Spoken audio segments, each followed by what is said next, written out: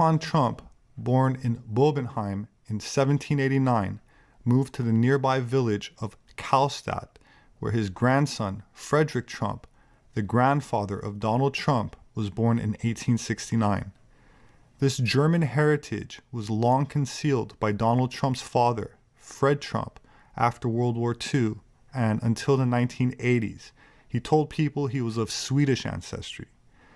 Donald Trump repeated this version in The Art of the Deal, published in 1987, but later said he was proud of his German heritage. You know, I'm proud to have that German blood. There's no question about it. Great stuff. Of course, Sweden was founded by the same group of people that we call Swabians, and very few people understand what that means. That said, one needs only look at the occult, meaning hidden, symbology of the Trump Tower to gain a deeper insight into his true ancestry. Completed in 1983, it has an official height of 664 feet, but if you count its spire, however, it raises its height to 666 feet. While 666 is called the number of the beast in most manuscripts of Revelation, a fragment of the earliest papyrus gives the number of 616 as the original number of the beast. In a Kabbalistic context, 666 is a positive holy number associated with light, or the sun, and the heart chakra. 666 is also the number of the goddess, such as Ishtar, Isis, Aphrodite, and is sacred in Egyptian mythology. It's related to sex, fertility, and motherhood. That said, Trump Tower also features an inverted triangle made up of trees or bushes. An upside-down triangle is also a symbol of the goddess. In alchemy, it means water, or the divine feminine energy.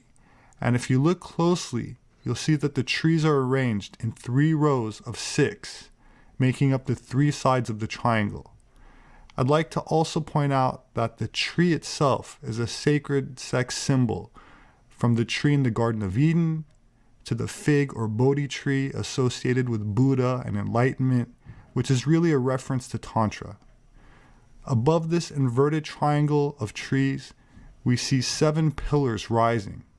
If you count the points at the top of the building, you'll notice there's 7, which in Tantra are the number of chakras in the human body. In astrotheology, there are 7 gods, meaning the 5 visible planets with the naked eye, plus the sun and the moon. In Islam, or Sufi cosmology, there are 7 heavens and hells. And of course, in the biblical context, it's the 7 days of creation. In a more esoteric perspective, 7 has to do with sacred geometry. As Pythagoras tells us, the number 7 is, quote, the essence or first principle of things. The famous G in the square and compass symbol is publicly regarded as standing for God or the generative principle, but in esoteric context, it stands for the 7th letter of the alphabet, which alludes to the ancient esoteric tantric practices.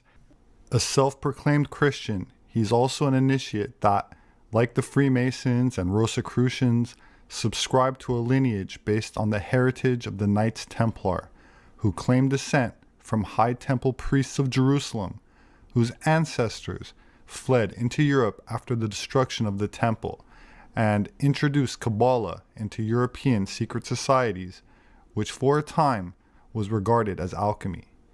This ancient Aryan bloodline goes back to the Magi of Mesopotamia and priests of ancient Egypt, who according to German textbooks up until 1945 were regarded as the true origins of the Nordic people. During the Holocene, as indicated by the yellow circles on this map, who eventually migrated north into Europe and Scandinavia.